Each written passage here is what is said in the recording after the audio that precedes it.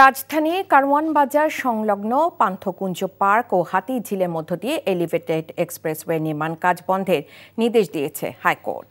বুধবার বিচারপতি মোহাম্মদ মুজিবুর রহমান মিয়া ও বিচারপতি বিশ্বজিৎ দেবনাথের হাইকোর্ট বেঞ্চ এ আদেশ দেন। রিটকারীদের আইনজীবী ব্যারিস্টার জ্যোতির্ময় বড়ুয়া জানান, ঢাকা এলিভেটেড এক্সপ্রেসওয়ে প্রকল্পের এফডিসি থেকে পলাশী পর্যন্ত নির্মাণ কাজ কেন অবৈধ ও বেআইনি ঘোষণা করা হবে তা জানতে চেয়ে রুল জারি করেছে হাইকোর্ট। একই সঙ্গে এই প্রকল্প অন্য কোনো উপযুক্ত জায়গায় কেন সরানো হবে না তাও জানাতে বলা হয়েছে। আর রুল নিষ্পত্তি না হওয়া পর্যন্ত পান্থকুঞ্জ পার্ক এবং হাতিঝিলে জনসাধারণের চলাচলে হস্তক্ষেপ না করতে বিবাদীদের প্রতি নির্দেশ দিয়েছে আদালত। নির্মাণ কাজে নিষেধাজ্ঞা চেয়ে গতকাল মঙ্গলবার হাইকোর্টে রিট করেন পরিবেশ কর্মী আমিরুল রাজীব, অধ্যাপক আনু মোহাম্মদ ও অধ্যাপক গীতিয়ারা নাসরিন সহ 9 জন।